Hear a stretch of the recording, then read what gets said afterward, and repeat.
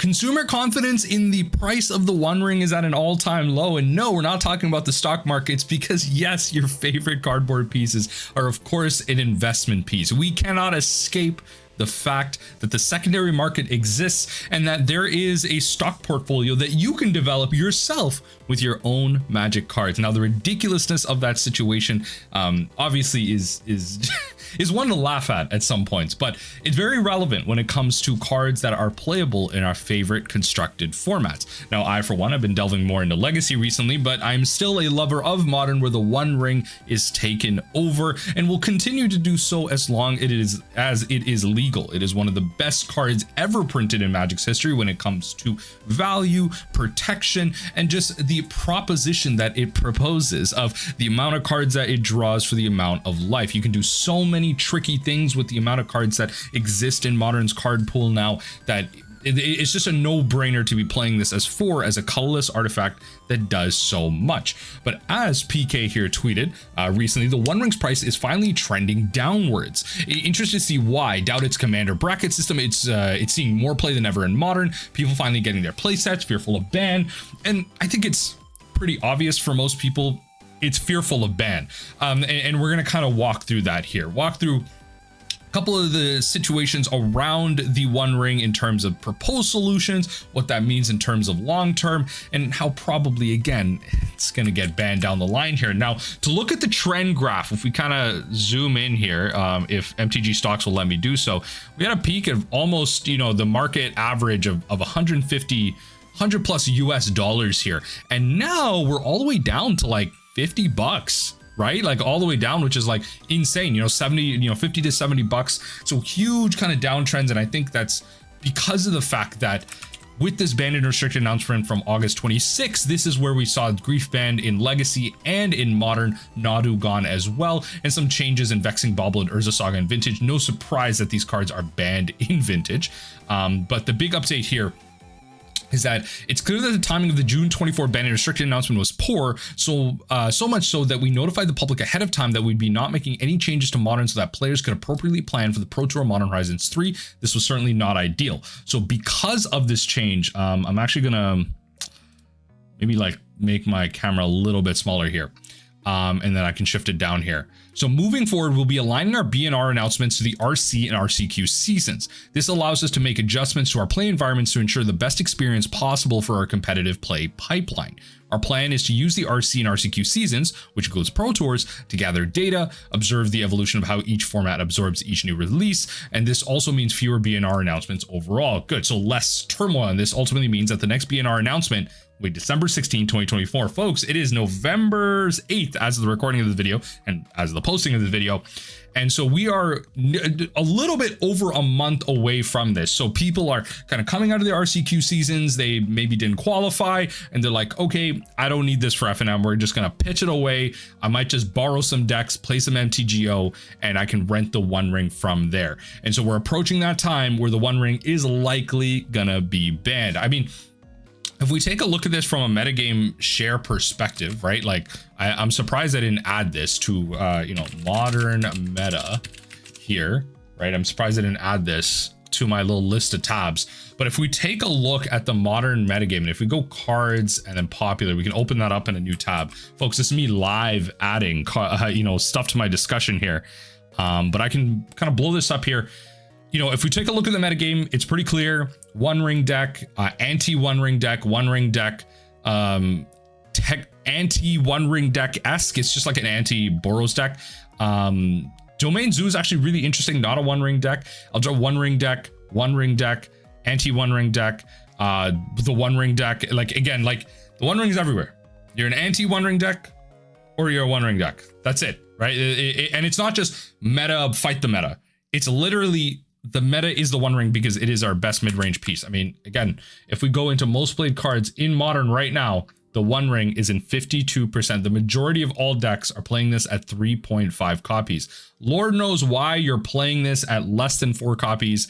You can try and argue with me on a reason, but that one more lightning bolt is probably not worth the fact that you have one more One Ring that'll allow you to draw into your other 3 lightning bolts. So ultimately the One Ring probably needs to go. And a lot of people have proposed solutions to this in the sense of maybe we don't need to ban it. We can keep one of the most iconic cards in not only fantasy, but at this point in modern, a card that, you know, represents that lore and fantasy of something that is all controlling, something so unique. It is a legendary artifact, and surprisingly so. I mean, the old legend rules probably worked with this much better. I mean, originally only one, so with the old legend rules, this is before we had like legendary artifacts and sorceries and stuff like that.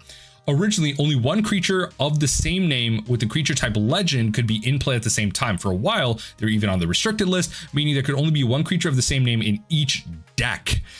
This was changed around the time of Ice Age. Any one person could play a legend provided that that legend wasn't already on the battlefield. If it was, that card was stuck in its owner's hand. They could then cast it if they wanted to, but the newest one would immediately be put in the graveyard, so there's usually no incentive to do so. The issue came to great prominence in Mass Block because Rebel decks centered around Lin Civi were dominant at the time. The card was so key that the deck was when two Rebel decks replayed one another, the first one to get Lin Civi out had an unfair advantage. And so eventually it came to the point where like you can maybe like kill your opponent's legends with that. Like changes eventually came about.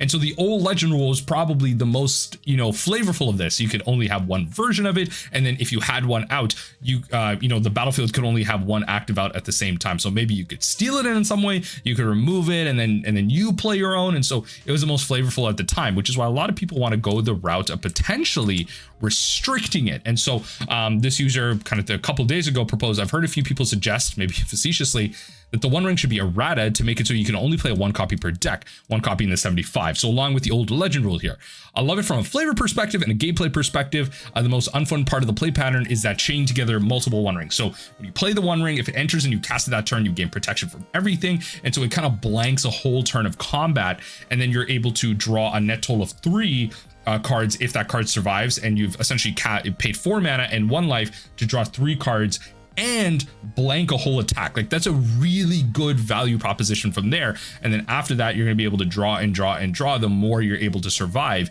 based off of those 4 cards you drew, because not only do you cast it that turn, draw 1 card to tap it, you draw 2 cards off the next tap, and then you draw a card for your turn. So you have 4 fresh cards to then see what you have to beat your opponent. If you're able to then survive 1 more turn, you lose 2 life and you're able to draw 3 cards, and then at that point, maybe you draw 1 ring, you're able to cast another one, and then just keep going and going and going and keep blanking your opponent's turn. So that's obviously the part of it that's like really frustrating.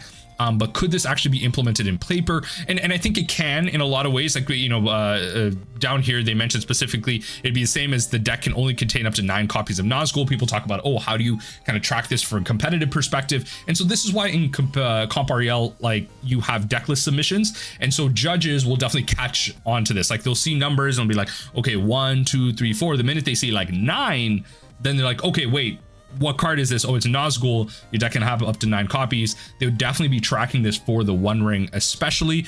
And then obviously it's up to you, especially for me as a mill player. I have a very unique perspective where in Modern I have Surgical, and so a lot of times I do get a good view of my opponent's deck, and so these are the type of things that you can use to check these type of things. There's all types of ways that you can look into this type of errata. Now, the reason I don't think they're going to do this is it kind of sets a precedent for how you handle cards and bans moving forward, and how a lot of people then start arguing that, you know, the amount of cards on the Modern ban list, we could take them off if we could errata them. The artifact lands would be fine if we could then, you know, restrict them to 1 copy. There's so many cards on the Modern ban list that would be perfectly fine.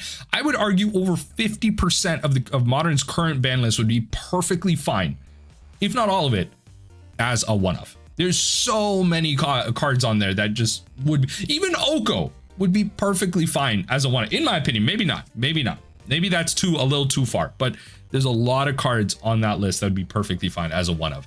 And so, you know, the current formats out there that have a restricted list are Vintage and Timeless on Arena. Timeless is kind of goated. I really do like that format. It's a little chaotic now. I haven't touched Arena in a while, but it's something I keep up with every so often.